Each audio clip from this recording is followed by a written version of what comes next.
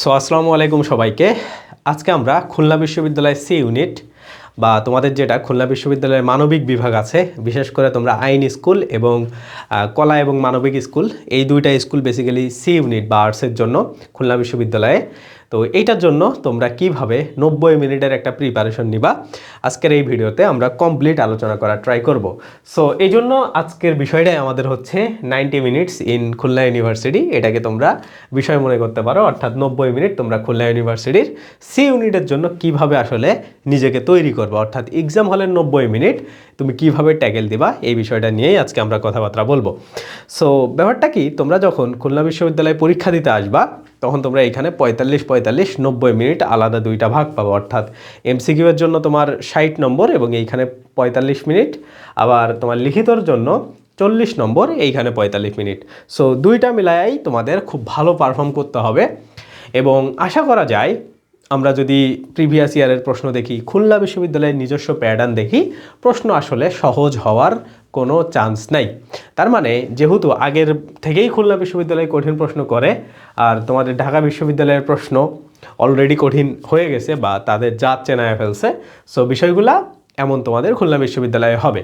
So আজকের এই ক্লাসটা থেকে আমি বলবো না যে তোমাদের আমি যা পড়াবো যা বলবো সেগুলাই আসবে, বিষয়টা এমন না।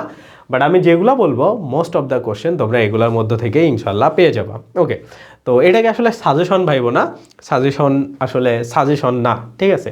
কারণ আমি সাজেশন দেওয়ার পক্ষেও না, এবং তোমরা যারা সাজেশন নেওয়ার জন্য আসছো তারা আসলে এখন চলে যাইতে পারো, কারণ এটা সাজেশন না। বাট এইটা তোমাকে হেল্প করবে কিভাবে এই 90 মিনিট, এই যে একটা কঠিন প্রশ্নে পরীক্ষা হতে যাচ্ছে বা হওয়ার চান্স আছে, সহজ হইলে হইলো, বাট যদি কঠিন হয় তাইলে আমার কথাগুলো তোমার জন্য খুব কাজে আসবে, ঠিক আছে? তো চলো আমরা একদম আমাদের মেইন ক্লাসে বা মেইন টপিকটাতে আমরা সুন্দর করে চলে যাই। ওকে, তো এই জায়গাতে আমরা কিছু বেসিক বিষয় বা বেসিক জিনিস যদি একটু খেয়াল করি, যে 60 নম্বরের আমাদের পরীক্ষা, অর্থাৎ আমাদের দুইটা ভাগে বিভক্ত, এমসিকিউ এর জন্য 60, লিখিত এর জন্য 40, যেটা আমরা দেখলাম, এবং দুইটার জন্য 45-90 মিনিট টাইম। সো আমরা প্রথমে কথা বলবো যে এমসিকিউ এর জন্য তোমরা আসলে কিভাবে ফুললি প্রিপেয়ার হবা বা তোমরা আসলে কিভাবে এমসিকিউতে ভালো করবা। একটা কথা কি, তুমি দেখো রিটেন অংশে মোটামুটি যাদের কনসেপ্ট ভালো আছে তারা সবাই ইকুয়াল নাম্বার পাবা। মানে একটা বিষয় মাথায় রাখো যে এমসিকিউ অংশটা তোমার আসলে চান্স নির্ধারণ করবে, কারণ রিটেন অংশে তোমরা মোটামুটি সবাই একই লেভেলের নাম্বার পাবা। ব্যাপারটা যদি আমি তোমাদেরকে বুঝাই, ধরো লিখিত অংশের মধ্যে 40 নম্বর আছে, হ্যাঁ, তো মোটামুটি তোমাদের যে আন্ডারস্ট্যান্ডিং লেভেল, যারা খুবই এক্সপার্ট আসো তার হিসাব আলাদা। সে খুলনা বিশ্ববিদ্যালয়ে পড়বেও না, সে ঢাবিতে পড়বে, নাইলে জাহাঙ্গীরনগরে পড়বে, বা যে কোনো সাহিত্য বিশ্ববিদ্যালয়ে সে টপ করবে।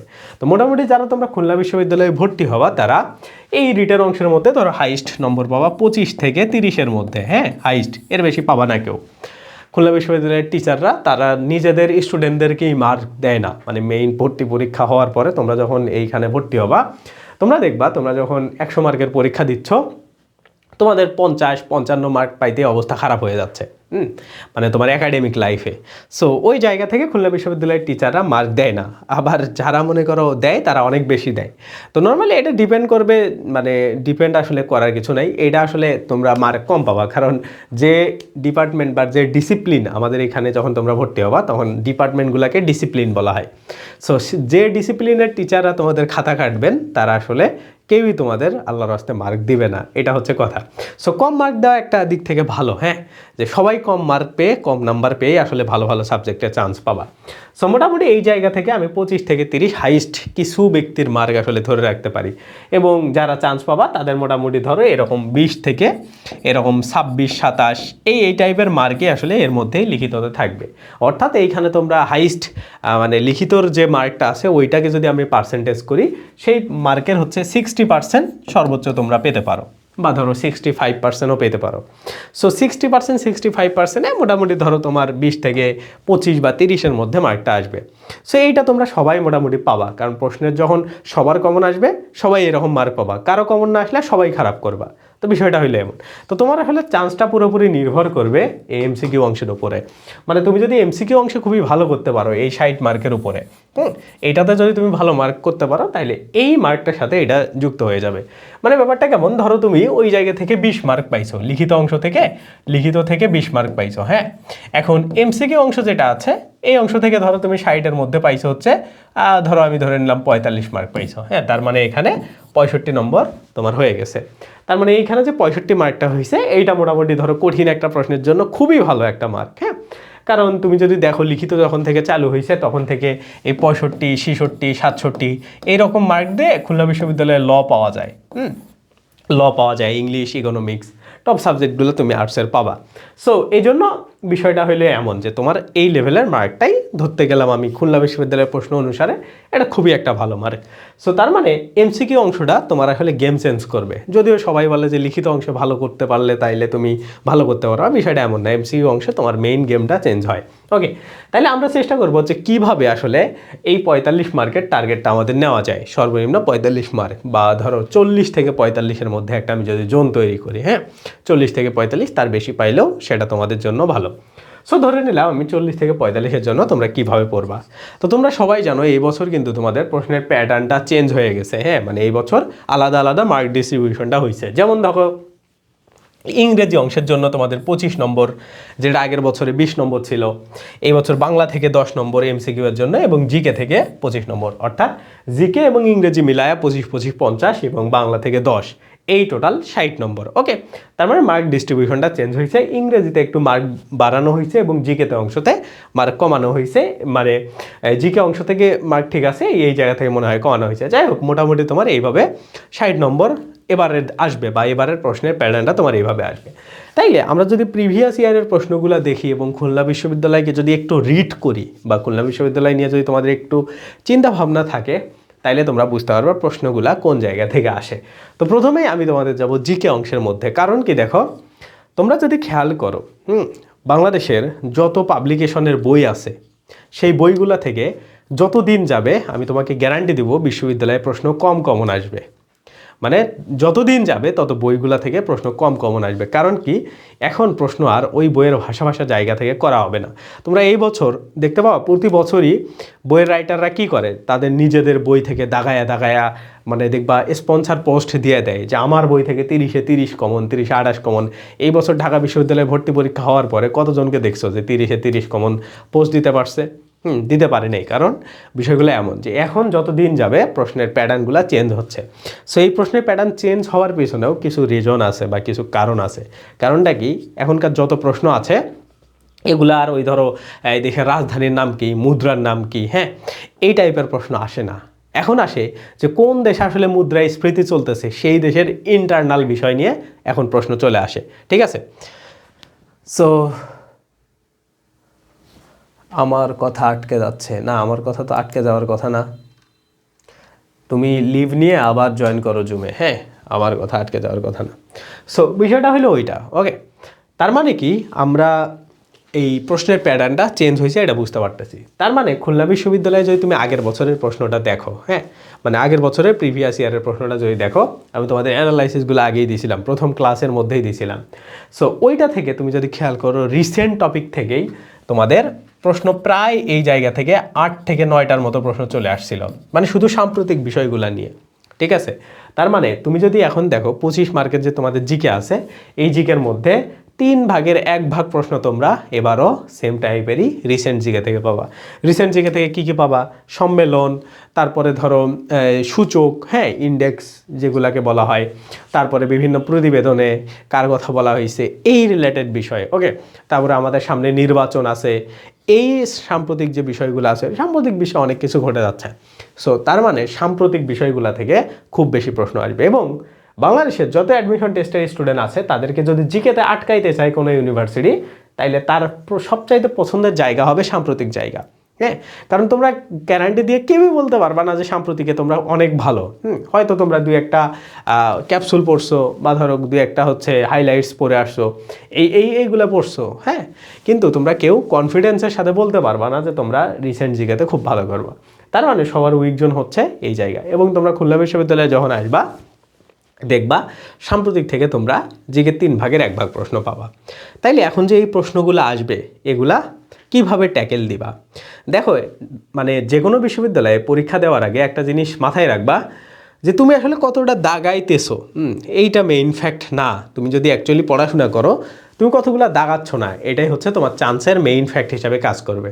তার মানে ব্যাপারটা বোঝো, সাম্প্রতিক থেকে যে কোনো প্রশ্ন ভুল করেও তোমার মন বলবে, হ্যাঁ তোমার আবেগ বলবে যে তুমি দাগায়া ফেলো, এটা মনে হচ্ছে তোমার এমন হবে, হ্যাঁ। সো এই কাজগুলো কখনো করা যাবে না। তার মানে সাম্প্রতিক থেকে যে 10টা বা 8টা প্রশ্ন আসবে, এর মধ্যে যদি তুমি 2টাও পারো, 2টাই দাগাবা। বাকিগুলা যেগুলো দেখোই নাই বা মনে হচ্ছে, এগুলা কখনোই দাগাবা না। তার মানে আমাদের এই রিসেন্ট জিকের মানে বেশি দাগানোর থেকে বেশি না দাগানোটাই সব থেকে বুদ্ধিমানের কাজ হবে খুলনা বিশ্ববিদ্যালয়ের জন্য। ব্যাপারটা কেন বলতেছি দেখো, তুমি যখন এই 10টা জিকের মধ্যে ধরো 2টা তোমার কমন আসছে, তুমি 2টা দাগাইলা, হ্যাঁ 2টা দাগাইলা, আর 8টা কি তুমি দাগাও নাই। একটা জিনিস মাথায় রাখবা, তুমি যেহেতু পড়াশোনা করছো লাস্ট 2 মাস 3 মাসের জিকে থেকে, তুমি দেখতেছো 8টা জিকে কমন পাও নাই। তার মানে মোস্ট অফ দ্য স্টুডেন্ট, বাংলাদেশের এমন কোনো স্টুডেন্ট নেই যে জিকেতে বস হয়ে এইখানে চলে আসছে, মানে জিকে রিসেন্ট জিকেতে বস হয়ে চলে আসছে। তার মানে মনে করবা 99.9% স্টুডেন্ট এই 2টাই পারছে। এখন এই জায়গা থেকে কারা পিছায়া পড়বা, এই 2টার জায়গায় যে 3টা দাগাবে, 3টার জায়গায় যে 4টা দাগাবে, এরকম করে এক এক করে পিছায়া যাবা, কারণ নেগেটিভ মার্ক খাবা। একটা জিনিস তোমরা মনে রাখতে পারো, মানে মনে করতে পারো যে ভাই আমার মন বলে আমি এটা দাগাই, হ্যাঁ এখন এগুলা থেকে আমি ভালো মার্কও পাই, আমি হয়তো বা এগুলা দিয়ে মানে আমার তো হয়, হ্যাঁ। ব্যাপারটা কি, যখন তুমি এই সেন্স থেকে দাগাবা, তোমাকে অনেকেই বলবে যে প্রশ্ন যদি কম আসে তাহলে ধুমায়া দাগায় আসবা। কোনোদিন কি দেখছো যে কেউ এরকম বলছে যে আমার প্রশ্ন কমন আসেনি, আমি ধুমায়া দাগায় চান্স পেয়ে গেছি? কেউ কি মানে কোনোদিন কি হয়েছে? একটা এক্সেপশনালি হয়েছে? হয়নি, কারণ হবে না, কারণ প্রশ্নের প্যাটার্নটা ওইভাবেই তৈরি করা হয়। মানে যারা আন্দাজি দাগায়, বুঝছো, তাদেরকে নিয়ে যে টিচার প্রশ্ন করে সে খেলাধুলা করে। মানে সে জানে যে কেউ যদি আন্দাজি দাগাইতে চায় তাইলে তার কোনটা মনে হবে যে এইটা দাগা, এইটা দাগা, ঠিক আছে। টিচার এটা অলরেডি জানে, সেট আপ করে দেয় যে পড়াশোনা করে নেয় তার মনে হবে গ অ্যান্সার, কিন্তু অ্যাকচুয়াল অ্যান্সার ক, ঠিক আছে। এই হইল বিষয়। তার মানে এই রিসেন্ট জিকেগুলা থেকে তোমার যদি কমন কম আসে, চুপ মেরে বসে থাকবা, কমই দাগাবা, ঠিক আছে। তার মানে কোনো জায়গা থেকে যদি আন্দাজি দাগাইতে হয়, মানে আন্দাজি না দাগাইতে হয়, সেটা হলো রিসেন্ট জিকে। তার মানে রিসেন্ট জিকেতে ভুলেও আন্দাজি দাগাবা না, এটা হচ্ছে তোমার প্রথম সতর্কবার্তা। তোমার প্রশ্ন যদি কমও দাগানো হয় নো প্রবলেম, বাট আন্দাজি দাগাবা না, এইটা হচ্ছে প্রথম একটা কথা, ঠিক আছে।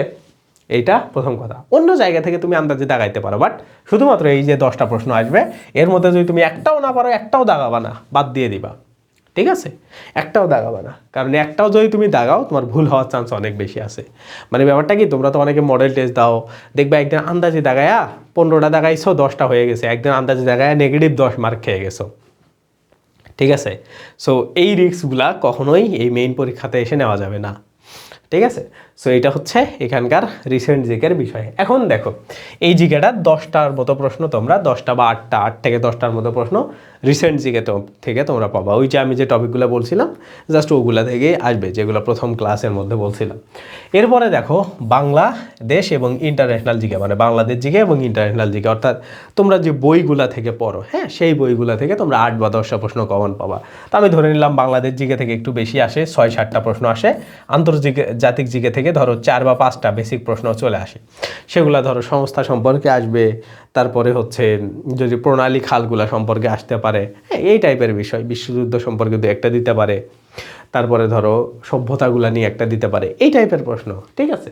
সো এই প্রশ্নগুলো থেকে 4-5টা আসবে। আর এইখানে আন্তর্জাতিক জিকে কমার কারণ কি, কারণ তোমরা যখন রিসেন্ট জিকেতে যাবা তখন হচ্ছে আন্তর্জাতিক জিকের রিসেন্টগুলো বেশি আসবে। সো এই জন্য তোমরা মনে করো বাংলাদেশ জিকে থেকে 6টা, আন্তর্জাতিক জিকে থেকে 4টা, এই টোটাল 10টার মতো প্রশ্ন তোমরা পাবা। এরপরে দেখো তোমরা যখন খুলনা বিশ্ববিদ্যালয়ে আসবা, তোমার কিছু প্রশ্ন থাকবে যেগুলা তুমি আসলে মানে পারবা, কম পারবা, খুবই কম পারবা। মানে ব্যাপারটা কি দেখো, এইখানে তোমার স্পোর্টস রিলেটেড প্রশ্ন থাকবে কমপক্ষে 3টা। কেন, খুলনা বিশ্ববিদ্যালয়ে যখন তুমি পরীক্ষা দিবা, মানে চান্স পাবা আর কি, তখন খুলনা বিশ্ববিদ্যালয়ের একটা কালচার আছে, সেই কালচারটা হইলে স্পোর্টস ভিত্তিক কালচার। মানে বাংলাদেশের যে কোনো বিশ্ববিদ্যালয়ে সেগুলাতে এই স্পোর্টস কালচারটা আসলে নাই।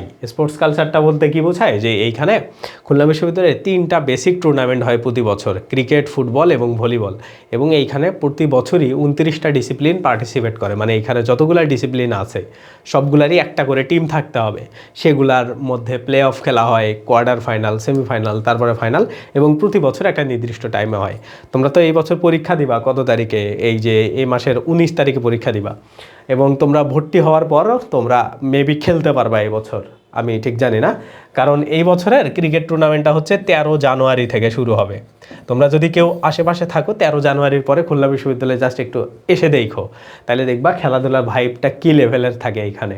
মানে বাংলাদেশের কোনো বিশ্ববিদ্যালয়ে এই লেভেলের ভাইবে কোনো টুর্নামেন্ট অনুষ্ঠিত হয় না। সো এইখান থেকে তোমরা 3-4টা প্রশ্ন পাবাই, মাস্ট পাবা। 3টা নাইলেও 2টা প্রশ্ন তোমরা পাবাই খেলাধুলা থেকে। এরপরে দেখো এখানে আইকিউ রিলেটেড প্রশ্ন আসে, আইকিউ রিলেটেড 1টা বা 2টা তোমরা প্রশ্ন পাবা। আইকিউ এর মধ্যে এখন আইসিডিও ঢুকাইতে পারে, আইকিউ এবং আইসিডি থেকে ধরো 2টা, এবং এখানে সায়েন্স মানে বিজ্ঞান সম্পর্কে বেসিক ধারণা, এখানে 2-1টা প্রশ্ন আসে। তার মানে কি দেখো, খুলনা বিশ্ববিদ্যালয়ের জিকে প্রশ্ন যদি মানে তোমরা যদি দেখো যে তুমি জিকে প্রশ্ন 25টার মধ্যে 12-13টা কমন পাইছো, তার মানে মনে করবা এটা স্বাভাবিক জিনিস, এটা অস্বাভাবিক জিনিস না।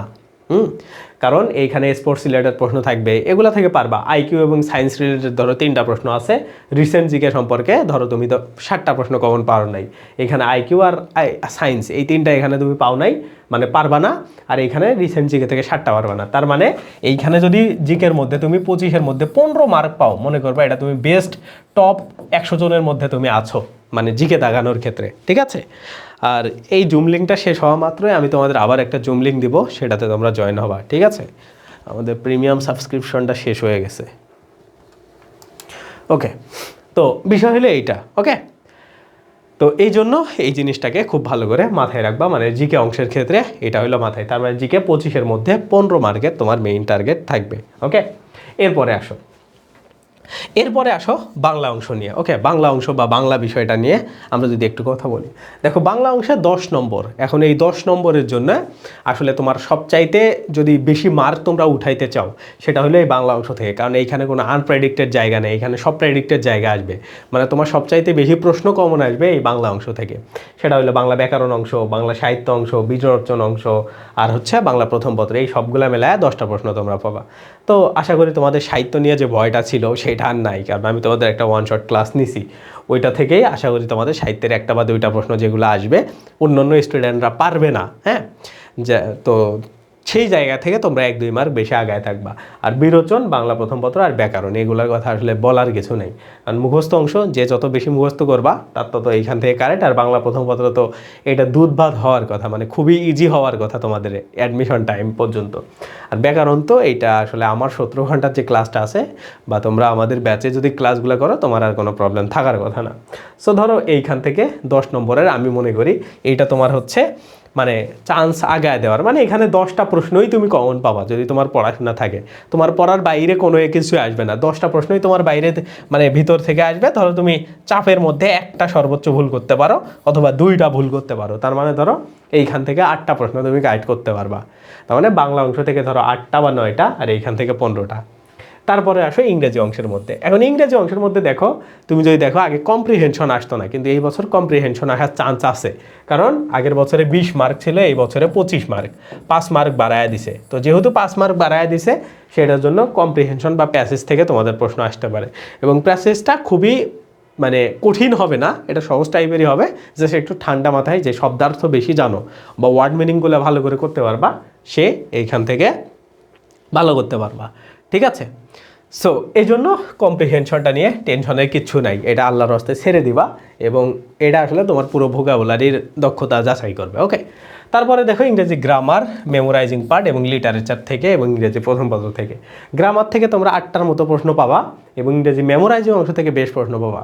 মেমোরাইজিংয়ের মধ্যে ভোকাবুলারি, স্পেলিং, ইডিয়াম ফ্রেজ, এই 3টা থেকে মাস্ট তোমরা কোশ্চেন পাবাই, হ্যাঁ।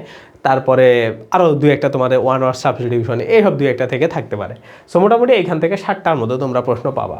এরপরে ইংরেজি লিটারেচার এবং ইংরেজি প্রথম পত্র, এইগুলা থেকে তোমরা টোটাল 5টার মতো প্রশ্ন পাবা। লিটারেচার থেকে 3টা হাইস্ট পাবা, আর ইংরেজি প্রথম পত্র থেকে 1টা বা 2টা নাও আসতে পারে। সো এইটা তার মানে মোটামুটি এইভাবে তোমাদের এইখানে 25 মার্ক আসবে।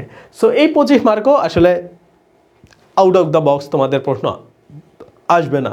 তো তারপরেও আমি ধরে নিলাম তোমরা এইখান থেকে 20 মার্ক বা ধরো 18 মার্ক এটা, বা ধরো তুমি 17 মার্কই তুলতে পারবা, ঠিক আছে? কারণ এইখানে 17, 18, 20 এইরকম মার্ক তোমার তুলতেই হবে। ধরো 15 প্লাস তোমার তুলতেই হবে।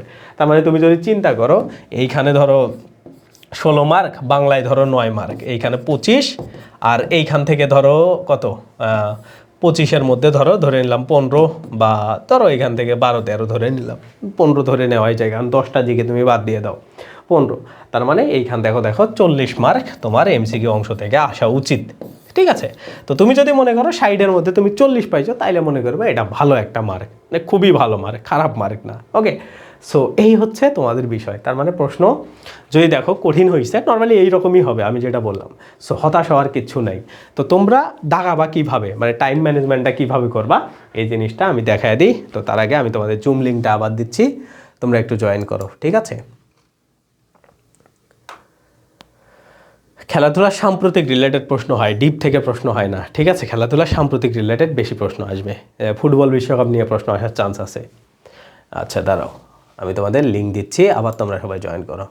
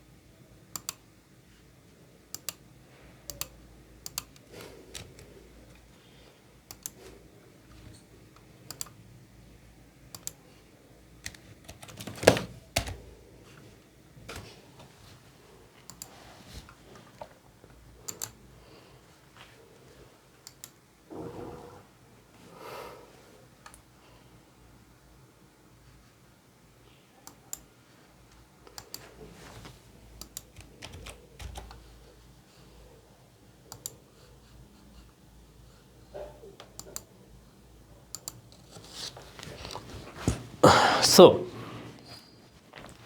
তোমরা আসলে টাইম ম্যানেজমেন্টটা এখন কিভাবে করবা? ওকে, তার মানে যেখানে ছিলাম যে হচ্ছে খেলাধুলার প্রশ্নগুলো আসলে তোমাদের ওই রিসেন্ট থেকে মোটামুটি আসবে, ডিপ থেকে আসবে না। ওকে, রিসেন্ট নিয়ে বিশেষ করে যেহেতু বললা বিশ্বকাপ সম্পর্কে খুব ভালো করে পড়বা। হ্যাঁ, বিশ্বকাপ মানে ধরো আমাদের এই ফুটবল বিশ্বকাপ, ফুটবল বিশ্বকাপ ধরো এই যে 2026-এ কোন কোন দেশের সাথে হচ্ছে, যেমন মেক্সিকো, কানাডা, ইউএসএ, এইগুলা। ওকে,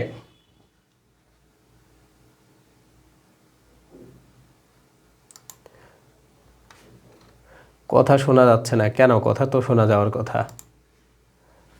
কথা কি শোনা যাচ্ছে না? যাচ্ছে তো।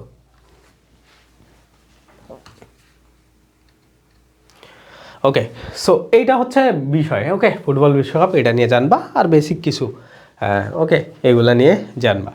সো এই হচ্ছে তোমাদের জিকে বিষয়ে প্রশ্ন। এখন আসো টাইম ম্যানেজমেন্টটা তোমরা কিভাবে করবা। ওকে, তার মানে আমরা বুঝে গেলাম যে এমসিকিউ অংশে খুবই ভালো একটা মার্ক হইল 40 মার্ক। তার মানে 40 থেকে 45 যে পাবা খুবই ভালো, মানে এটা খুব খুব খুব ভালো, বেস্ট একটা মার্ক।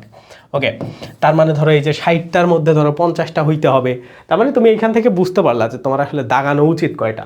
তুমি দেখো তোমার যদি 45টা দাগাও, এর মধ্যে যদি 42টা 43টা টিকে যায়, তাহলে খুবই ভালো একটা 40 মার্ক আসা খুবই ভালো। মানে তোমার টার্গেট থাকবে যে অ্যাটলিস্ট 40 মার্ক এনশিওর করা। 40টা কারেক্ট বা ভুল আমি বলতেছি না, এইখান থেকে 40 নম্বর, হ্যাঁ, কারণ নেগেটিভ মার্ক তো আছে। 40 নম্বরের জন্য হাইস্ট 45টা দাগাইতে পারো, 15টা ফাঁকা থাক সুন্দর মতো, নো প্রবলেম। ওকে, সো এটা গেল এমসিকিউ অংশ বা এমসিকিউ অংশের বিষয়। এখন আসো টাইম ম্যানেজমেন্টটা কীভাবে করবা। তো তুমি দেখো তোমার উইক পয়েন্ট যে জায়গায় যেমনই হোক না কেন, মানে তোমাকে সবাই বলবে যে তুমি তোমার আসলে স্ট্রং জোন অনুসারে দাগাবা, কিন্তু আমি তোমাকে এই জিনিসটা বলবো না। তোমাকে আসলে মানে ব্যাপারটা কেমন যে অ্যাডমিশন টেস্টটা হচ্ছে তোমার ক্রিকেট খেলার মতো। হ্যাঁ, বল যদি তোমার হচ্ছে ধরো কি বলে বাউন্সার আসে, হ্যাঁ, তুমি যদি হচ্ছে সেই বলকে ফুল টাচের মতো করে মারতে যাও, তাহলে তো হবে না। তোমার বাউন্সার বল কাট খেলতে হবে, এটাই তো হচ্ছে কথা, তাই না? সো ব্যাপারটা হইলে এমন যে খুলনা বিশ্ববিদ্যালয়ের বলগুলো হচ্ছে তোমার বাউন্সার লেভেলে আসতেছে। এখন তুমি যদি ডিফেন্স করতে চাও বাউন্সার বল, তাহলে সেই বলকে তুমি লাগাইতেই পারবা না। তো খুলনা বিশ্ববিদ্যালয়ের যে জায়গাটা সব থেকে সহজ, ওই জায়গা থেকে তোমরা প্রশ্ন দাগাবা। কেন আমি তোমাকে বলি, প্রথমেই যদি তুমি টাইম কনজিউমিংয়ে যাও অথবা প্রথমেই যদি কঠিন অংশে যাও, তাহলে তোমার জানা জিনিস ভুল হওয়ার চান্স আছে। তার মানে দাগানোর সিস্টেমটা কেমন হবে, প্রথমে বাংলা দাগাবা, মানে বাংলার যে 10টা প্রশ্ন আসবে এই 10টা প্রশ্ন প্রথমে দাগাবা, মানে যাই থাক না কেন, যেখানেই থাক না কেন, বাংলার প্রশ্ন খুঁজে বের করবা, অন্য কোনো প্রশ্ন দেখার দরকার নেই। বাংলার প্রশ্ন দাগানো শেষ, তারপরে তুমি দেখবা যে তুমি জিকে অংশ দাগাবা নাকি তুমি ইংরেজি অংশ দাগাবা। যদি তুমি ইংরেজি অংশ দাগাও, মানে এটা তোমার এই মানে ইয়ার উপর ভিত্তি করবে, তোমার চয়েসের উপর ভিত্তি করবে। তুমি যদি প্রথমে ইংরেজি অংশ দাগাইতে চাও, তাইলে তুমি এক কাজ করবা, প্রথমে যদি কম্প্রিহেনশন থাকে, হ্যাঁ কম্প্রিহেনশন, সেই কম্প্রিহেনশনটাকে প্রথমে বাদ দিয়ে দিবা, কম্প্রিহেনশনটাকে বাদ দিয়ে দিবা, কারণ এই জিনিস প্রচুর পরিমাণে টাইম শেষ করে। কম্প্রিহেনশনে যদি দেখো 1 থেকে 4টা প্রশ্ন চলে আসছে, এই 4টা প্রশ্নকে প্রথমে বাদ দিয়ে 5 নম্বর থেকে শুরু করে দিবা, দিয়ে আগে সবগুলা দাগাবা, তারপরে জিকে দাগাবা, দাগায় সর্বশেষে এসে এই কম্প্রিহেনশন দাগাবা, ঠিক আছে। তার মানে প্রথম সিকোয়েন্সটাকেই প্রথমটা বাংলা দাগাবা, এরপরে তোমার চয়েস, মানে এইখানে তোমাকে ডিসিশন নিতে হবে প্রশ্ন দেখে যে তুমি জিকে দাগাবা নাকি প্রথমে ইংরেজি দাগাবা, বা তুমি আসলে কোনটা কমফোর্ট ফিল করো, সেই জিনিসটাকে সিলেক্ট করবা। তো আমি যদি তোমাকে বলি, তোমার উচিত একটু মানে এই জায়গাতে এসে একটু রিস্ক নেওয়া, তো তুমি জিকেটাকে দাগাবা, কারণ জিকেটা একটু কঠিন হয়, হ্যাঁ মাথা একটু ঠান্ডা করে জিকেটাকে দাগায় তারপরে তুমি হচ্ছে ইংরেজি অংশে যাবা। কেন জিকেটা দাগাইতে বললাম, কারণ তুমি যখন বাংলা দাগাবা, বাংলা 10টা প্রশ্ন দাগাইতে তোমার সর্বোচ্চ টাইম লাগবে 4 মিনিট, মানে 10টা প্রশ্ন 4 মিনিট লাগে না, 4 মিনিট সর্বোচ্চ টাইম লাগবে, 4 মিনিট। তারপরে জিকেগুলা যদি তোমার এইখানে 25টা জিকে থাকে, এই 25টা জিকে তুমি 10 মিনিটে পড়ে ফেলতে পারবা। তার মানে একটা জিনিস খেয়াল করো, মোটামুটি তুমি 15 থেকে 20 মিনিটে, মানে 20 মিনিট তোমার লাগবেই না, 15 থেকে 18 মিনিটে, 15 থেকে 18 মিনিটে বাংলা এবং জিকে অংশটা পড়ে শেষ করতে পারবা এবং দাগাইতে পারবা যেগুলো তোমার কমন, 15 মিনিট থেকে 18 মিনিট। তারপরে যেহেতু 45 মিনিট টাইম, এইখানে হচ্ছে 25 প্লাস 28 মিনিট টাইম থাকবে, 28 বা 25 মিনিট, মানে 28 থেকে 30 মিনিট তুমি টাইম পাবা, যে টাইমটা পুরোটাই শুধুমাত্র ইংরেজি অংশের জন্য দিবা, ঠিক আছে। ইংরেজির প্রতিটা প্রশ্নের জন্য 1 মিনিট করে রাখবা, ওকে। সো এই স্ট্র্যাটেজিতে তুমি প্রথমে এমসিকিউ অংশটা খুব ভালো করে কারেক্ট করবা, এবং এই ওয়েটা তোমার জন্য বেস্ট একটা ওয়ে, খুলনা ভার্সিটির প্রশ্নের প্যাটার্ন বা খুলনা ভার্সিটির প্রশ্নের ধরন, এই জিনিসগুলো অনুসারে, ওকে। সো মোটামুটি এইভাবে তুমি তোমার পুরো 45 মিনিটে 60টা প্রশ্ন তোমাকে দাগাইতে হবে, ওকে। সো এটা হচ্ছে তোমাদের এমসিকিউ এর জন্য টাইম ম্যানেজমেন্ট বা এমসিকিউ এর জন্য বিষয়, বা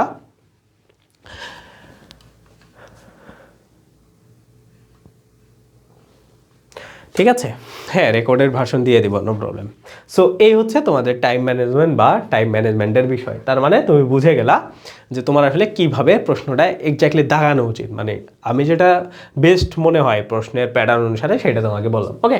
এখন আসো আমাদের লিখিত অংশ, ওকে। তো আমি ধরে নিলাম তোমরা কেউ, মানে কেউ না কেউ তো 40 তুলতে পারবা না, ধরো খারাপ করে ফেলছো, মানে ধরো তুমি 60-এর মধ্যে যারা 40 তুলবা তারা তো মনে করবা যে খুবই ভালো, তোমার মোটামুটি 50% চান্স হয়ে গেছে, ঠিক আছে। যারা 40 পাবা 60-এ, প্রশ্ন সহজ কঠিন যাই হোক না কেন, যদি মনে করো 40টা কারেক্ট করছো এক্স্যাক্টলি, বা 40 মার্ক তুমি পাবা, মনে করো 50% চান্স তোমার হয়ে গেছে। এখন কেউ যদি এর কম পাও, ধরো কেউ 35 পাইছো, তখন সে কী করবা, বা ধরো কেউ 40 পাইছো আরও ভালো মার্ক উঠাইতে চাও, তখন কোন স্ট্র্যাটেজি দাগাবা, এইটা ডিপেন্ড করবে তোমার রিটেনের উপরে, হ্যাঁ। মানে তুমি যদি এমসিকিউ অংশে কোনোভাবে খারাপ করে ফেলো, তাইলে চেষ্টা করবা এই জিনিসটা খুব ভালো করার জন্য। তো খুলনা বিশ্ববিদ্যালয়ের আমি তোমাদের কিছু ট্রিক্স শেখায় দিই, হ্যাঁ। ট্রিক্স বলতে কি, এটা খুলনা বিশ্ববিদ্যালয় না, যেখানেই রিটেন আছে, এখন তো শুধুমাত্র খুলনা বিশ্ববিদ্যালয় বাকি আছে। তো ধরো আমি আরেকগুলার কথা বললাম। সো রিটেন অংশের মধ্যে একটা জিনিস মাথায় রাখবা, যে যাই বলুক না কেন, যে টিচাররা খাতা দেখে পড়ে সব কিছু করে কাটবে, খাতা অবশ্যই পড়ে কাটবে, অবশ্যই দেখে কাটবে, বাট খাতাটাকে সুন্দর করার ট্রাই করবা।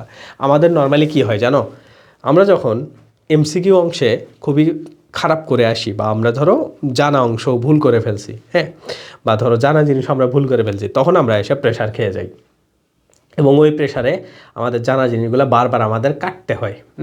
সো চেষ্টা করবা রিটেন অংশ যখন পরীক্ষা দিবা, তখন মনে করবা যে তুমি এমসিকিউ দাওই নাই, মানে এমসিকিউ তোমার পরীক্ষায় হয় নাই, হ্যাঁ, ভালো খারাপ যাই হোক না কেন ভুলে যাবা, শুধুমাত্র অনলি ফোকাস এই রিটেন অংশের মধ্যে থাকবে। মানে ব্যাপারটা চেষ্টা করবা যে ধরো তোমার, মানে তুমি যখন এক্সাম হলে থাকবা, হ্যাঁ, যারা সেকেন্ড টাইমার তাদের তো এটা প্রথম পরীক্ষা হচ্ছে, তুমি যখন মানে এক্সাম হলে থাকবা, তখন তোমার ওপর নানান টাইপের প্রেশার আসবে। এখন ওই প্রেশার সিচুয়েশনে কি আসলে ভালো আউটপুটটা দিতে পারো, এটাই হইলো মেইন বিষয়। ঠিক আছে, নানান প্রেশার আসবে, নানান কথা মনে হবে যে আমার তো মানে এমনও অনেক হইতে পারে, হ্যাঁ মানে কথাটা মেলায় নিও যে এমসিকিউ প্রশ্ন অনেক কঠিন হয়েছে, 30টাও গাইড করতে পারো নাই, সে হয়তো বা হাল ছেড়ে দিবা যে ভাই তো বলছে 40টা না কারেক্ট হইলে কাজ হবে না।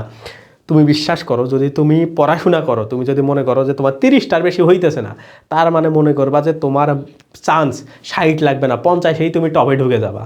তার মানে এইটা কখনো ভাইবো না যে তোমার 30টা কারেক্ট হয়েছে দেখে তোমার আর চান্সের কোনো চান্স নাই, এমনটা ভাইবো না। প্রশ্ন যদি 30-এর নিচেও তুমি কমন পাও, নো প্রবলেম। তোমাদের আমি একটা গল্প বলি, 2013 সালে সাস্টের বি ইউনিটের প্রশ্ন, সাস্টের বি ইউনিট, সাস্টে পরীক্ষা হয় কয়তগুলা, মানে 2 ঘন্টা মনে হয় পরীক্ষা হয়, 2 ঘন্টা 10 মিনিট, 120টা প্রশ্ন। সাস্টে 13-14 মার্ক পেয়ে চান্স পাইছে, সায়েন্স আর্টস কমার্স সবগুলাতে, মানে 100-র মধ্যে 13-14, পাশই করে নাই কেউ, তাও সবাই চান্স পাইছিল। মানে এইটাই ইতিহাস। তোমরা এই গল্প জানো কি না আমরা জানি না। আমরা যখন 18, 19, 20 সালে অ্যাডমিশন টেস্ট প্রিপারেশন নিতাম, তখন আমরা এই গল্পগুলো শুনছিলাম। যে সাস্টে এরকম পরীক্ষা হয়েছিল, সায়েন্স আর্টস কমার্স সব ইউনিটে, মানে কেউ ফেল করতে পারে নাই, মানে পাস করতে পারে নাই, তারপরেও সবাইকে চান্স দেওয়া হয়েছে। মানে 100-র মধ্যে 13 পাইছে, 100-র মধ্যে 14 পাইছে, 16 পাইছে, এরকম পেয়ে ফার্স্ট সেকেন্ড থার্ড হয়েছে। তুমি চিন্তা করো, তার মানে যে ধরো 15-14 পাইছে, তোমার কি মনে হয় ও ভাবছে কোনো দিন যে ও 100-র মধ্যে 15-16 পেয়ে ফার্স্ট হবে? ইম্পসিবল। তো বিষয় হলে এটা অ্যাডমিশনে মানে বিষয়টা কি, তোমারে আমি একটা গল্প বলি। ধরো মানে তোমাকে যদি একজন টিচার হিসাবে নিয়োগ দেওয়া হয়, ধরো মনে করো তুমি টিচার, তুমি যদি কাউরে বলো যে তুই মানে তোমাকে যদি বলা হয় কোনো এক্সাম নাই, তুমি জাস্ট দেখবা 10 জনকে আমি পাঠায় দিচ্ছি রুমের মধ্যে, তুমি জাস্ট ওরে দেখবা, কিচ্ছু করবা না, ও রুমে ঢুকবে, তোমার সামনে থেকে ঘুরে চলে যাবে, তুমি তার মধ্যে 2 জন বা 3 জনকে বাছাই করবা, তুমি দেখবা 8 জনকে তুমি বাদ দিয়ে দিতে পারবা। মানে বিষয়টা এমন, হ্যাঁ মানে মানে কঠিন সিচুয়েশনে জাস্ট খালি কিচ্ছু করবে না, মানে তুমি টিচার হিসেবে বসে থাকবা, একজন আসবে, তোমার দিকে তাকাবে, ঘুরে চলে যাবে, তোমার দিকে তাকাবে, ঘুরে চলে যাবে, তুমি এর মধ্যে বেস্ট 2 জনকে খুঁজে পাবা, তোমার কোনো কথা হবে না, তুমি জাস্ট দেখবা, দেখে তুমি বুঝতে পারবা। কারণ কি, ওই সময় চাপে থাকে, চাপে থাকলে মানুষের ব্রেন বিভিন্নভাবে, মানুষের এক্সপ্রেশন বিভিন্নভাবে কাজ করে। ঠিক আছে, সো এইটা হচ্ছে বিষয়, এটাকে মাথায় রাখো। এই ইম্পর্টেন্ট প্যারাগ্রাফ সাজেশন দিব, মানে তোমাদের ইম্পর্টেন্ট প্যারাগ্রাফ প্রথম দিনে দিয়ে দিই নাই, ইম্পর্টেন্ট প্যারাগ্রাফ যেগুলো দিয়েছি সেগুলাই পড়বা। সাজেশন নেওয়া নিয়ে এখন এত কি সাজেশন কি করো, এই তোমাকে যদি আমি আজকে সাজেশন দিয়ে দিই, যদি এই সাজেশনে কমন না আসে তখন কি করবা? প্রশ্ন কি আমি তৈরি করব? সাজেশন এগুলো কি টাইপের কথা, মানে এই সাজেশনের পিছনে ঘোরো কেন? এতটুক বোধ বুদ্ধি নাই যে যারা আমরা তোমাদেরকে সাজেশন দেই বা যারা তোমাকে সাজেশন দেয় ও হুদাই ওগুলো দিয়ে দেয়। এখন চ্যাটজিপিটিকে এই প্রশ্ন জিজ্ঞেস করো, 20টা সাজেশন তোমাকে দিয়ে দিবে। তোমার কি মনে হয় আমার মতো যারা টিচার আছে তোমার জন্য 1 বছর 1.5 বছরে অ্যানালাইসিস করে সাজেশন লিস্ট তৈরি করে? চ্যাটজিপিটিকে জিজ্ঞেস করবে, 20টা প্রশ্ন দিবে, সেগুলোর মধ্যে 10টা ওর মনে হবে এই 10টা এটা এইগুলা সাজেশন। এত বলদ হইলে হয়? সাজেশন খোঁজে, সাজেশন দিয়ে করবা কি? সাজেশন আমার কাছে কখনো চাবা না। সাজেশন নিয়ে কেউ কোনোদিন চান্স পাইছে? একজনকে আমাকে দেখায় তো যে সাজেশন নিয়ে চান্স পাইছে, একজন, মানে অ্যাডমিশন টাইমে 10,000 স্টুডেন্ট চান্স পায়, তার মধ্যে একজনকে বলল তো যে সে সাজেশন নিয়ে চান্স পাইছে, সাজেশন দিয়ে কমন আসছে। সাজেশন হুদাই সাজেশন করে। তো এইটা হচ্ছে এখানকার বিষয়। ওকে, তার মানে যদি কমও হয়, কম মার্কও হয়, মার্ক কম বা বেশি, একজন জিজ্ঞেস করছে যে ভাই সর্বনিম্ন কত মার্ক দিয়ে চান্স হয়, মার্ক কম কিংবা বেশি এটা পুরোপুরি ডিপেন্ড করে প্রশ্ন কেমন হচ্ছে তার উপরে। ঠিক আছে, প্রশ্ন যদি কঠিন হয় কম মার্কের চান্স হবে, কিন্তু নর্মালি যদি মডারেট প্রশ্ন হয়, স্ট্যান্ডার্ড প্রশ্ন হয়, তাহলে 60, 65 এগুলো ভালো মার্ক। 65 মার্ক খুবই ভালো একটা মার্ক। ওকে, সো এটা হচ্ছে তোমাদের বিষয়। ওকে, তার মানে কম মার্ক হইলেও সমস্যা নেই। এখন আসলে রিটেন অংশ, লিখিত অংশে কারো পরীক্ষা খারাপ হয়েছে, সে কীভাবে তোমরা হচ্ছে এই জিনিসটাকে ট্যাকেল দিবা। তো দেখো এইখানে বাংলার যে 10 নম্বর আছে, তো তোমাদেরকে এই যে বাংলা, ইংরেজি এগুলোর জন্য টোটাল আমি 21টা টপিক পড়াইছি, তাই না? এই 21টা টপিক আশা করি এর বাইরে সাজেশন লাগবে, এগুলোই তো সাজেশন।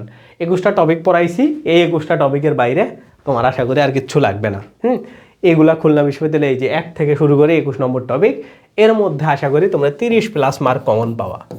মানে এই টপিকগুলো থেকেই 30+ মার্ক তোমাদের কমন আসবে। তো আমি তোমাদের পরীক্ষা কিছু নিতে পারলে খুবই ভালো হইতো, বাট আমি আমার নিজের থিসিসের কারণে আমার নিজের আসলে আমরা খুবই প্রেশারে ছিলাম। আমি তোমাদের সাথী ভাইয়া, তোমরা যখন এখানে ভর্তি হবা লাস্ট ইয়ারে দেখতে পাবে 1 মাস তুমি আসলে ঘুমাইতে পারবা না, তুমি জাস্ট হচ্ছে থিসিস করতেই তোমার চলে যাবে। সো এই টাইমটাতেই তোমরা আসলে হইছো। তো আমি তোমাদের তো এই যে প্রথম ক্লাস থেকে শুরু করে 21 নম্বর ক্লাস পর্যন্ত, 21 নম্বর টপিকগুলো পর্যন্ত সবগুলাই ধরে ধরে পড়াইছি। আশা করি যা পড়াইছি এগুলাই প্র্যাকটিস করো, এর বাইরে আর কিচ্ছু করার দরকার নেই, এগুলাই দেখো। হ্যাঁ, তোমাদেরকে তো প্রত্যেকটা ক্লাসে আমি বুঝাই দিছি যে প্রশ্ন কিভাবে আসবে। প্রত্যেকটা ক্লাসের সময় বলছি যে এই টপিক পড়ানোর সময় বলছি যে এইটা থেকে কি টাইপের প্রশ্ন আসবে।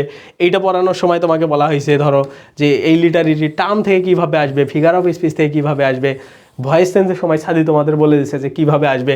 সো বিষয়গুলো যেমনে আমরা বলছি ওইভাবেই তোমরা প্রশ্ন কমন পাবা, ঠিক আছে? সো ভয়ের কিচ্ছু নাই, এই প্যাটার্নটাই তোমরা ফলো করো। এই 21টা টপিকের বাইরে তোমার আর কোনো কিছু আশা করি লাগবে না, ঠিক আছে? তার মানে এই জায়গাটা থেকে, আর তোমাদের তো আমি সবসময় বলছি যে প্যারাগ্রাফ তোমরা নর্মালি কমন পাবা না, তার মানে প্যারাগ্রাফ কমন আসবে না, এই চিন্তা নিয়েই তোমরা পড়াশোনা করবা বা তোমরা পরীক্ষার হলে যাবা, ঠিক আছে? আর প্যারাগ্রাফকে কীভাবে বানায় লিখতে হয়, কত লাইনে লিখতে হয়, কত লাইন বেস্ট, কীভাবে লিখবা, কোথায় কোন অংশটাতে কীভাবে লিখবা, এটা তো প্যারাগ্রাফের ক্লাসে কথা বলছি। ওই জিনিসগুলোকে মাথায় রাখো। আরেকটা আজকে আমি কথা বলতে চাই, সেটা হইলো তোমরা যদি মানে পরীক্ষার জন্য তো তোমরা অনেক গ্রুপ ভার্ব মুখস্থ করছো, তাই না? Group verb, idiom phrase. তো তোমরা চেষ্টা করবা যে কোনো লাইন এই গ্রুপ ভার্ব আর হচ্ছে এই ইডিয়াম ফ্রেজ, হ্যাঁ ইডিয়াম ফ্রেজ, এই দুইটাকে কানেক্ট করে যদি সেন্টেন্স তৈরি করতে পারো সেটা, হ্যাঁ। নর্মালি আমরা am is are was were এগুলো ব্যবহার করে সেন্টেন্স তৈরি করি। তো তোমরা যদি পারো এগুলাকে টানার চেষ্টা করবা, তাইলে দেখবে একটা মানে সেন্টেন্সের গুণগত মান অনেক বেড়ে যায়। তো এটা তোমরা যদি পারো চেষ্টা করবা, তাইলে টিচাররা ভাববে যে তুমি আসলে ক্রিয়েটিভ রাইটিংয়ে অনেক ভালো আছো, ঠিক আছে? সো এখন এই জায়গার কথাটা হইলো যে ভাইয়া এইখানে 40 মার্কের মধ্যে আসলে কত মার্ক খুবই ভালো একটা মার্ক, ওকে? তো আমি মনে করি এইখান থেকে যদি তোমরা 25 মার্ক তুলতে পারো এটা খুবই ভালো মার্ক, মানে খুবই এটা একটা টপ লেভেলের মার্ক হবে। আমি এটা তোমাদের এমনিতে বলতেছি না, কারণ ওই যে তোমাদেরকে তো আমি কিছুক্ষণ আগে বললাম যে আমরা যখন পরীক্ষা দিই, হ্যাঁ, তোমরা যখন এইখানে ভর্তি হবা, বিশেষ করে কেউ যদি লতে ভর্তি হও, হ্যাঁ, তাহলে দেখবা তোমার টোটাল 60 নম্বরের ফাইনাল পরীক্ষা হবে, হ্যাঁ। 60-এর মধ্যে 2টা পার্টে বিভক্ত থাকে, একটা এ অংশ একটা বি অংশ, এ সেকশন আর বি সেকশন। এ সেকশনে 30-এর মধ্যে পরীক্ষা হয়, বি সেকশনে 30-এর মধ্যে পরীক্ষা হয়। এখানে 3টা প্রশ্নের অ্যান্সার করা লাগে, ওইখানে 3টা প্রশ্নের প্রতিটা 10 করে। তো নর্মালি আমাদের এভারেজ মার্ক হয় 18, তার মানে কত 36। তার মানে একটা জিনিস খেয়াল করো, 10-এর মধ্যে আমাদের টপ লেভেলের মার্ক হয় 6, মানে তুমি যাই লেখো না কেন 10 মার্কের মধ্যে 6 মার্ক পাই আমরা, হ্যাঁ। নর্মালি আমাদের মার্কগুলো এমন হয় যে 10 আছে একটা প্রশ্নে, তার মধ্যে আমরা 6 পাইছি, এরকম করে আমাদের টোটাল 60-এর মধ্যে মার্ক হয় 36, 37, 30 এমন টাইপের বা তারও কম এই টাইপের হয়, ওকে? সো এই হচ্ছে বিষয়। আর একটা কথা হইলো যে টিচাররা, আমাদের যারা টিচার আছে তারা মোটামুটি ধরো অনার্সের খাতা কেটে অভ্যস্ত, হ্যাঁ। তোমাদের ইন্টারমিডিয়েটের খাতা তারা খুবই কম কাটে অ্যাডমিশন টেস্ট ছাড়া। তো নর্মালি যারা ভার্সিটিতে চান্স পায় তাদের কিন্তু খাতা কেটে অভ্যস্ত। তো আমরা কি করি, আমরা নর্মালি অনেক বেশি লেখার ট্রাই করি। তো তোমার যদি কোনো একটা টপিক যেটা তুমি কমন পাও নাই, বিশেষ করে প্যারাগ্রাফ বা যাই হোক না কেন, চেষ্টা করবা বেশ ভালো একটু লেখার, মানে জানো কিংবা না জানো লিখবা, কারণ এখানে তো তোমাকে নেগেটিভ মার্ক দেওয়ার সুযোগ নেই। ধরো তোমার প্যারাগ্রাফে 5 মার্ক আছে, তোমাকে কি নেগেটিভ 1 দিতে পারবে? দিতে পারবে না।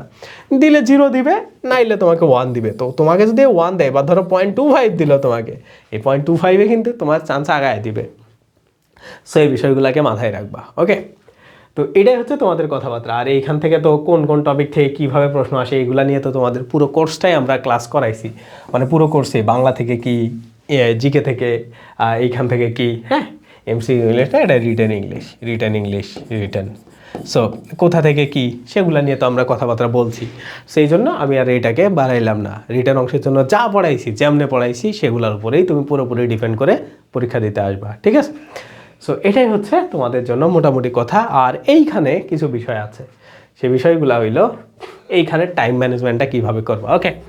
তো নর্মালি তোমার এই জায়গা থেকে কিছু বিষয় টাইম যাবে, মানে কোন বিষয়গুলো খুলনা বিশ্ববিদ্যালয়ে দেখবা তোমার হচ্ছে মানে প্রচুর পরিমাণে 1 নাম্বারের প্রশ্ন আসে, যে দেখবা এরকম গ্রামার টেস্ট, হ্যাঁ গ্রামার টেস্ট তোমাদের তো আমি দেখাইছি, গ্রামার টেস্টের এরকম করে ABCD। তো এই প্রশ্নগুলোকে 1 মার্ক যেগুলো সলিড সেগুলোর আগে অ্যান্সার করবা, আগেই প্যারাগ্রাফ লিখতে গিয়ে বেশি টাইম নষ্ট করবা না, আগে দেখবা এগুলা কী কী পারো, যেগুলো সলিড মার্ক সেইগুলোকে আগে নেওয়ার ট্রাই করবা, ঠিক আছে। মানে খুলনা বিশ্ববিদ্যালয়ের বিষয়টা কি, তোমরা এই রকমের অনেক প্রশ্ন পাবা বাংলাতে, ইংরেজিতে, সবগুলাতেই, হ্যাঁ সেকশন ওয়াইজ। ধরো লিটারেচার থেকে এইরকম literary term, figure of speech, এগুলো সংজ্ঞা লিখতে বলছে। সো আমি তোমাদের যেগুলো পড়াইছি ওই টাইপের জিনিসই আসবে। সো ওইগুলোকে আগে অ্যান্সার করবা যেগুলোতে 1 মার্ক 1 মার্ক 1 মার্ক 1 মার্ক করে আসে, হ্যাঁ। আর এটাই হচ্ছে বিষয়। তারপরে প্যারাগ্রাফটা অ্যান্সার করবা মিডল টাইমে, মাস টাইমে, একদম প্রথম শুরুতেও করবা না, শেষেও করবা না। নর্মালি প্রথমে ইনশিওর করবা যে বাংলা এবং ইংরেজি থেকে কমপক্ষে তুমি শর্ট কোশ্চেনের এইরকম 10 থেকে 12টা শর্ট কোশ্চেনের অ্যান্সার করছো, যেগুলো 1 মার্কের করে করে আছে। এগুলো এনশিওর করে, মানে প্রথমে 10 মার্ক আগে এনশিওর করবা, তারপরে প্যারাগ্রাফ লেখা শুরু করবা। লেখা শুরু করে তারপরে বাকি যেগুলো আছে সেগুলো আস্তে ধীরে অ্যান্সার করবা। সো এইভাবে তোমরা করবা, তাইলে দেখবো কনফিডেন্স ভালো থাকবে, সব কিছু টাইম ম্যানেজমেন্ট সব ঠিকঠাক হবে। এইখানে এক্সপেরিমেন্ট করতে যাইও না, মানে নিজের মন মতো গড়া প্ল্যান, হ্যাঁ এইগুলা এক্সিকিউট করতে যাইও না। আমি যেভাবে বলতেছি এটা তোমার জন্য খুব কাজে আসবে, এই জিনিসটা করবা, ঠিক আছে। তো এইটাই মোটামুটি তোমাদের জন্য কথা, বা এইটাই হচ্ছে তোমাদের জন্য আজকের পুরো আমাদের এই গাইডলাইন সেশন বলতে পারো, বা যা কিছু বলতে পারো। আশা করি তোমার খুলনা বিশ্ববিদ্যালয়ের সি ইউনিটে এইরকম একটা বিষয় হবে। এখন ওকে, দেখি তোমাদের এখন প্রশ্নগুলো দেখি। ভাইয়া এক্সাম সেন্টারে কি মোবাইল রাখার জায়গা আছে? এক্সাম সেন্টারে নাই, এক্সাম সেন্টারের বাইরে মনে করো বিভিন্ন থাকে, হ্যাঁ বসতে দেওয়ার জায়গা থাকে বিভিন্ন সংস্থার, বা বিভিন্ন ধরো কী বলে সংগঠন, হ্যাঁ ওগুলাতে তুমি রাখতে পারো। বাট যদি মানে পরীক্ষার হলে তো তোমাকে গেটের মধ্যেই নিয়ে আসতে দেওয়া যাবে না, হ্যাঁ মানে গেটের মধ্যেই তোমাকে দিতে দেবে না। সো ওগুলো নিয়ে টেনশন নাই, তোমরা ব্যাগ আসলে সেফলি রাখতে পারবা, এগুলা নিয়ে প্যারা নেই। এখানে তুমি যেখানে রাখবা জাস্ট সেখানে মাথায় রাখো, হ্যাঁ। আর যত সম্ভব কম জিনিস যত আনা যায় সেটা আনবা, মানে কম কম, খুবই কম। আর যদি কেউ মোবাইল নিয়ে ভুল করেও ঢোকো, মোবাইলটা সুন্দর করে জমা দিয়ে দিবা। টিচাররা কিন্তু বলবে যে কারো কাছে কোনো ডিভাইস থাকলে সেটা জমা দিয়ে দাও, সেটা দিয়ে দিবা, ঠিক আছে। এটা হচ্ছে আর এক্সামের দিন আমি আসলে থাকবো কিনা আমি জানি না, কারণ আমার আসলে অত বেশি সময় হবে কি না আমি তাও জানি না, হ্যাঁ। সব সেন্টারেই রাখা যায় 7 কলেজ বাদে। হ্যাঁ হ্যাঁ তোমরা রাখতে পারবো, ওগুলা নিয়ে সমস্যা নেই, ওগুলা নিয়ে আসবা, ওগুলা প্যারা নেই। তো ভাইয়া চারুকলা নিয়ে কিছু বলেন। চারুকলা নিয়ে কি বলবো, যেখানে ইনস্ট্রাকশন যা আছে সেই অনুসারেই তোমাদের কাজ করতে হবে, এই আর কি। ওই তোমাদের ড্রয়িং করতে হবে, সেইটাই। আর কারো কোনো প্রশ্ন থাকলে বলো। ভাইয়া ওয়াচ অ্যালাও, ভাইয়া ওয়াচ অ্যালাও বলতে তোমার ডিজিটাল ওয়াচ কেউই অ্যালাউ করবে না, ডিজিটাল ওয়াচ বাদ দিয়ে বাকি ওয়াচ তুমি আনতে পারো। আর খুলনা বিশ্ববিদ্যালয়ে প্রায় প্রতিটা রুমেই তুমি হচ্ছে ঘড়ি পাবা, কারণ আমরা সবাই পরীক্ষা দিই, তো এই জন্য প্রত্যেকটা রুমেই ঘড়ি থাকে। আর যদি ঘড়ি নাও থাকে টিচাররা তোমাদেরকে প্রতি 20 মিনিট পর পরই বলে দিবে যে 20 মিনিট চলে গেছে, আর 20 মিনিট টাইম আছে। তো টিচাররা খুবই হেল্পফুল, এগুলো নিয়ে কোনো টেনশনের কিছু নাই যারা খুলনা বিশ্ববিদ্যালয়ের মধ্যে পরীক্ষা দিবা। রিটেনে আলাদা পাস করা লাগবে? অবশ্যই, তুমি তো ওখানে মার্ক না পাইলে কেমন হবে রিটেনে। আচ্ছা তোমাদের এই প্রশ্নটা কেমনে মনে আসে যে তুমি রিটেনে মানে একদম যে তুমি রিটেন পারো না সেই MCQতে পাস করে চান্স পাবা, কেমনে তোমার এই প্রশ্নটা কেমনে মনে আসে? মানে তুমি কি 60-এর মধ্যে MCQ 60ই পাবা?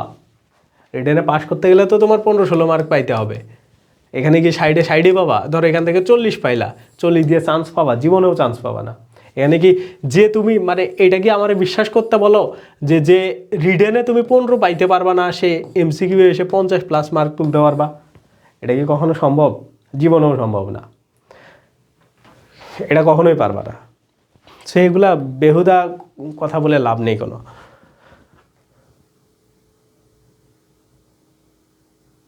যেখানে সিট পড়ুক না কেন, পরীক্ষা যেখানে পড়ছে সেখানেই যাবা, নো প্রবলেম।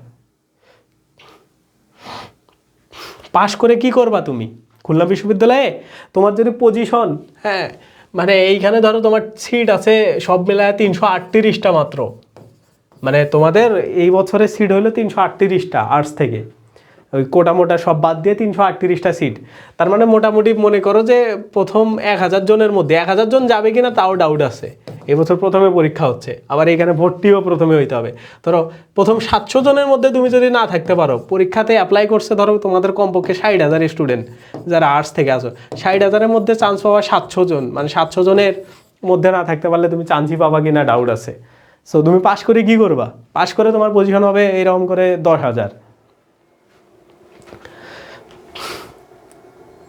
বা এমসিকিউ এ কি রিটেন বাংলা ইংরেজি জিকে আলাদা আলাদা পাস করতে হয়? না না না, ওই রকম নাই। এমসিকিউ বাংলা ইংরেজি জিকে আলাদা আলাদা কোনো পাস নেই। এই ধরনের ইনস্ট্রাকশন খুলনা বিশ্ববিদ্যালয়ের যদি সার্কুলার পড়ে তোমরা না বোঝো, তাইলে তোমাদের তো আসলে পরীক্ষা দেওয়ারই যোগ্যতা হয়নি। কারণ কি দেখো, খুলনা বিশ্ববিদ্যালয়ের সার্কুলারে একদম সব কিছু স্পষ্ট করে বলা আছে, কোনো কিছু আনক্লিয়ার নাই। কবে পরীক্ষা হবে, কেমনে পরীক্ষা হবে, কোন সাবজেক্টে হবে, তারপরে হচ্ছে কবে ভর্তি হবে, কবে ক্লাস শুরু হবে, সব কিছু ডিটেলস দেওয়া আছে। এমন ডিটেলস তো কোনো ভার্সিটির সার্কুলারে থাকে না। এখন ন্যূনতম তুমি যদি এই রেসপন্সিবিলিটিটা যদি তোমার মধ্যে না থাকে যে তুমি আসলে সার্কুলারটাই পড়ে দেখো নাই, তোমার খুলনা বিশ্ববিদ্যালয়ে পরীক্ষা দিতে আসার দরকার নেই। আমি বলবো না দেওয়ার দরকার নেই, তুমি চান্স পাওয়ার যোগ্যতা থাকলেও তুমি পরীক্ষা দিতে আইসো না। হ্যাঁ, মানে এত তোমার যদি এই দায়িত্ববোধটাও না থাকে, আর খুলনা বিশ্ববিদ্যালয়ে সার্কুলার পড়ে যদি তুমি না বোঝো, তাইলে তোমার আমি বলবো যে ভাই তোমার পরীক্ষা দেওয়ার কোনো প্রয়োজন নাই। খুলনা বিশ্ববিদ্যালয়ের সার্কুলারটা এত ক্লিয়ারভাবে দেওয়া, বাংলাদেশের কোনো সার্কুলার এত ক্লিয়ারভাবে কোনো কিছু তথ্য দেওয়া নেই। তারপরেও যদি এগুলো তোমাদের বলতে হয় তাহলে আসলে দুঃখজনক।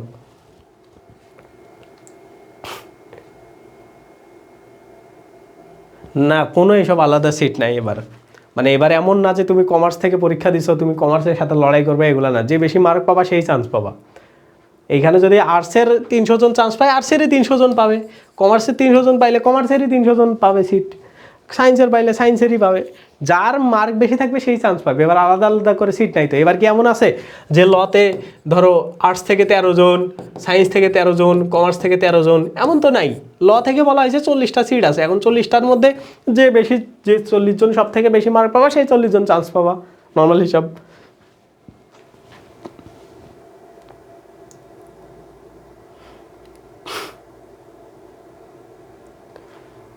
বাংলাদেশের জনসংখ্যা কতজন এইটা বুঝতেছে না, এটা হচ্ছে আদমশুমারি অনুসারে যত দেওয়া আছে সেটা।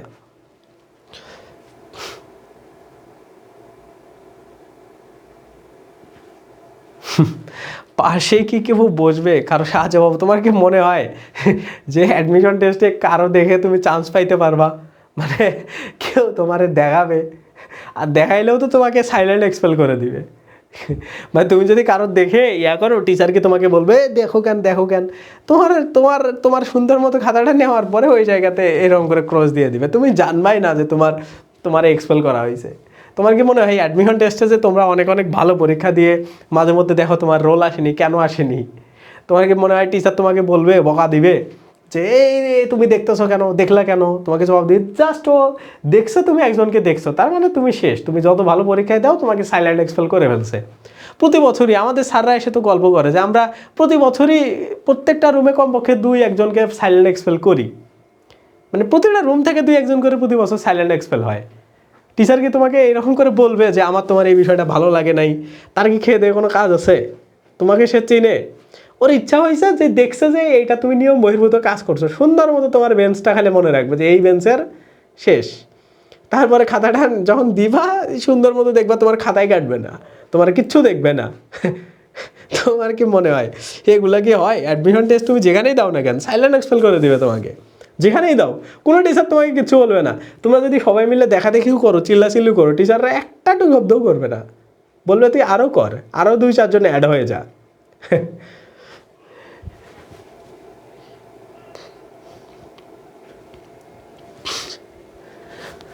ভাই ধরেন একটা কোশ্চেন ভুল আসছে, এখন যদি ওই জায়গায় দাগায় ফেলি তাহলে কি আমার মার্ক কাটা যাবে? খুলনা বিশ্ববিদ্যালয়ে কোনো প্রশ্ন ভুল আসবে না। হ্যাঁ, প্রত্যেকটা প্রশ্নেরই একটা করে কারেক্ট অ্যান্সার থাকে। প্রশ্ন ভুল আসলে, ভুল প্রশ্ন নর্মালি আসে না, এটা শতাব্দীতে একবার আসে, 1-2 বার। হ্যাঁ, তো এটা মনে করো তোমার প্রশ্নে কোনো ভুল আসবে না। প্রশ্ন অনেকবার চেক করা হয়, এখন প্রশ্ন ভুল আসার চান্সই নেই। যদি প্রশ্ন যদিও দেখো যে ভুল আসছে, তার মানে মনে করবা এটা তুমি কমন নাই, এটাকে সুন্দর মতো ফাঁকা রেখে চলে আসবা। ঠিক আছে, যুদ্ধ করার দরকার নেই। যদি 2টা অ্যান্সার থাকে যে কোনো একটা দিবা, কারেক্ট হয়ে যাবে, কিন্তু ভুল অ্যান্সার আসার চান্স নেই। ওকে, আর দেখি তোমাদের কি কি, তোমাদের প্রশ্ন তো চমৎকার প্রশ্ন, বলো আর কি বলবা, দেখি তোমাদের আর কি কি প্রশ্ন আসে। প্রশ্ন ভুল আসবে না, এত আমার মনে হয় না এই কাণ্ড জ্ঞানহীন খুলনা বিশ্ববিদ্যালয় করবে। আমি টিচারদের খুব ভালো করে চিনি, অন্তত এই ভুল তারা করবে না যে প্রশ্ন ভুল লিখে দিবে, তাও এত বড় একটা পরীক্ষায় এই কাজ কখনোই করবে না, করার কোনো চান্সই নেই। ঠিক আছে, সব মিলিয়ে সিট কত? 338টা সিট সব মিলিয়ে খুলনা বিশ্ববিদ্যালয় সি ইউনিটে। টোটাল সিট 400 সামথিং, কিন্তু কোটামোটা বাদ দিয়ে 338টা সিট তোমাদের।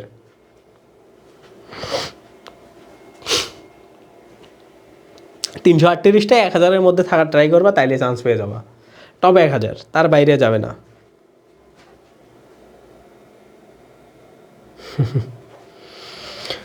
বা সোশ্যালজি পাইতে কত পজিশন রাখতে হবে? এই কাছাকাছি 500 550-এর মধ্যে থাইকো, তাইলেই হবে।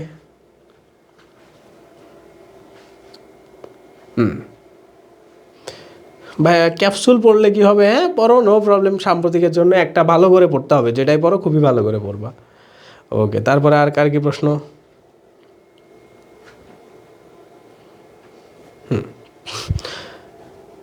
তো এইটাই, আমরা আর টাইম দীর্ঘায়িত করব না, কারণ তোমাদের পরীক্ষা সামনে।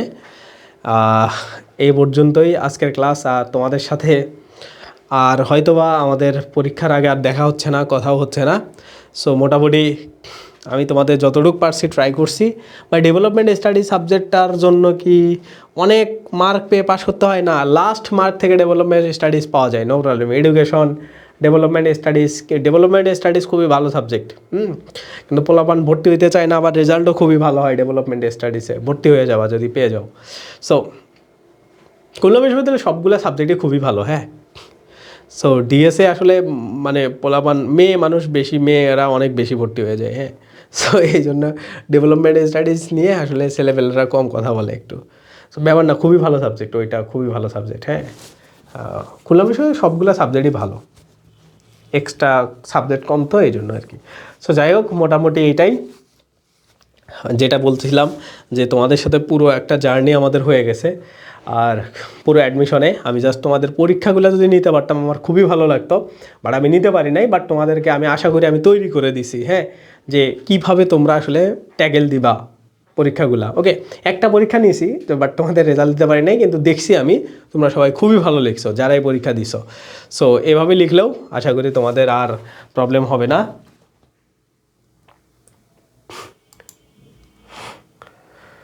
সব থেকে হার্ড সাবজেক্ট কোনটা? সব থেকে হার্ড সাবজেক্ট যে কোনটা এটা তো আমি বলতে পারবো না বাবা। সব থেকে হার্ড সাবজেক্ট যে কোনটা এটা তো আমি বলতে পারবো না, কারণ তো আমি সব সাবজেক্ট পড়ি নাই, আমি শুধু ল পড়ছি। ওকে, সো এটাই হচ্ছে কথা। আজকের ক্লাস এ পর্যন্তই, এবং তোমাদের জন্য খুবই বেস্ট অফ লাক। এবং আমি খুবই আশা করতেছি তোমরা এখানে যারাই আমাদের ক্লাস করছো বা যারাই আমাদের সাথে ছিলা, আশা করি খুব খুব খুব ভালো পরীক্ষা দিবে ইনশাল্লাহ। এবং পরীক্ষার হলে তোমরা আমি যা পড়াইছি আমি বিশ্বাস রাখি এগুলা থেকে তোমরা খুবই ভালো মার্ক কমন পেয়ে যাবা। এবং এর বাইরে যদি কোনো প্রশ্ন আসে তাইলে মনে করবা বাংলাদেশের কারো পরীক্ষায় ভালো হয় নাই। ঠিক আছে, মানে আমি তোমাদের যত ডিপ লেভেলের যত অ্যানালাইসিস করে পড়ানো লাগে, এর বাইরে কেউ অ্যানালাইসিস করে কেউ নিজেরাও বা কেউ কোনো কোচিং কাউরে পড়াইতে পারবে না। আমি তোমাদের যা কিছু পড়াইছি মানে আমার যা বেস্ট ছিল আমি সেটা তোমাদের জন্য দিছি। ঠিক আছে, সো যদি মনে করো যে কমন আসে নাই তাইলে মনে করবা যে এইখানে খেলা জমে গেছে, খুব কম মার্কে চান্স হচ্ছে। ঠিক আছে, আর যদি দেখো কমন আসছে তাহলে খুবই সুন্দর করে বাবা যতটুক পড়াইছি, যতটুক তোরা পড়ছিস ততটুকুই জাস্ট ডেলিভারি দিয়ে আসবি, এক্সট্রা কিছু লিখবি না, ভুলভাল কাজ করবি না, চান্স পেয়ে যাবি। এটাই হচ্ছে কথা।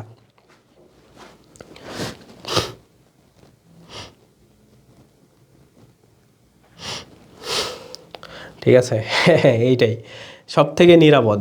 হ্যাঁ আসলেই খুলনা বিশ্ববিদ্যালয় অনেক ভালো, তোমরা মানে বুঝতে পারবা। আর এখানের এনভায়রনমেন্টও ভালো। হ্যাঁ, মানে তোমরা আসলে মানে খুলনা বিশ্ববিদ্যালয় বাংলাদেশের একটা আন্ডার রেটেড ইউনিভার্সিটি। হ্যাঁ, এটা মাথায় রাখো, এতটুকুই আমি বলবো। তোমরা আসলে বুঝতে পারবা এখানের এনভায়রনমেন্ট আসলে অন্য অন্য বিশ্ববিদ্যালয়ের থেকে আসলে খারাপ না। রিগ্রেট ফিল করবা না কখনো, কারণ এইখানের তুমি মানে আমি অনেক বিশ্ববিদ্যালয়ের অনেক ক্রিটিসিজম শুনছি, আমাদের বিশ্ববিদ্যালয়ের খারাপ দিক আছে, বাট মানে আমার কাছে মাঝে মধ্যে মনে হয় যে যতটুকু আসলে অন্যান্য বিশ্ববিদ্যালয়ে যত খারাপ দিক আছে অত নেতিবাচক খুলনা বিশ্ববিদ্যালয়ে নাই। যদিও এখানে ক্লাসের চাপ মানে একাডেমিক চাপ এগুলো অনেক বেশি, তারপরে ওভারঅল আসলে মানে তোমার একটা বেস্ট চয়েস হইতে পারেন, তুমি নিরাশ হবা না আর কি এখানে ভর্তি হইলে। আমি এতটুকু বলতে পারি 5 বছর 4 বছর আমার এক্সপিরিয়েন্স থেকে, তুমি আসলে আফসোস করবা না যে আমি ধরো যে কোনো একটা সাহিত্য বিশ্ববিদ্যালয় ছেড়ে আসছি। আমাদের সাথে অনেক ফ্রেন্ড আছে, আমাদের ব্যাচেই 4 জন ছিল, 4জন একজন একজন বাদ 3 জন ছিল মোটামুটি, যারা বাংলাদেশের নাম্বার 1 বিশ্ববিদ্যালয় থেকে এইখানে চলে আসছে সাবজেক্টের কারণে। ওরা ওখানে ভালো সাবজেক্ট পায়নি, তার মানে বাংলাদেশের ঢাবি থেকে ওরা চলে আসছিল এখানে 4 জন। সো তাদেরকে যদি আমি নিজেরও প্রশ্ন করি যে তোর কি মনে হয় আফসোস হয়, ও বলবে না। সো বিষয় হলো এটা, তো আসলে অনেকেই করে এগুলা সাবজেক্টের জন্য। তো বিষয় হলো তোমরা জাস্ট পরীক্ষা দাও, হ্যাঁ, পরে এগুলা বিষয় চান্স হইলে। জাহাঙ্গীরনগরে জার্নালিজম দেখো এখানে আসলে খুলনা বিশ্ববিদ্যালয়ের খুবই সিট কম, হ্যাঁ। তো মোটামুটি যত ভালো মার্ক পেয়ে আগায় থাকতে পারবা ততই যে কোনো ভালো সাবজেক্ট পাওয়ার জন্য তোমার অনেক বেশি কাজে দেবে, এটাই হচ্ছে কথা। ভাই বিষয় নাকি বিশ্ববিদ্যালয়ে? আমি বলবো বিষয়, এটাই। সাবজেক্টকে প্রাধান্য দাও এবং বিশ্ববিদ্যালয়কে মাথায় রাখো, আগে চান্স পাও তারপরে এই প্রশ্নের অ্যান্সার দেব। মানে এটা ডিপেন্ড করে আসলে, দেখা গেল যে তুমি মানে খুবই এমন বিশ্ববিদ্যালয়ে চলে গেছো যেখানে আসলে কিচ্ছু নাই কিন্তু সাবজেক্ট ভালো, দেখা গেল সেই ডিপার্টমেন্টের টিচারই ক্লাস নেয় না, তো তুমি ওখানে ভর্তি হয়ে কী করবা? সাবজেক্ট ভালো হইলো। তো এগুলো ডিপেন্ড করে আসলে কোন সাবজেক্ট আসতেছে, কোন বিশ্ববিদ্যালয়ের সাথে তুমি কম্পিটিশন করতেছো, আগে চান্স পাও তারপরে এগুলো বিষয় নিয়ে কথা হবে, সেইটাই।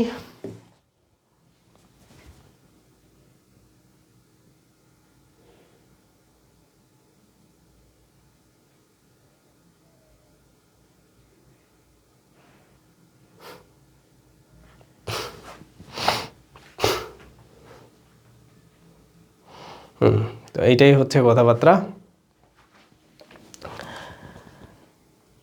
সো আজকের ক্লাস এ পর্যন্তই আমাদের, এটাই প্রায় 1 ঘন্টার মতো হইল এবং আশা করি তোমাদের ভালো একটা পরীক্ষা হবে, এটাই। আল্লাহ হাফেজ, বেস্ট অফ লাক, এতটুকুই আজকের ক্লাস এ পর্যন্তই।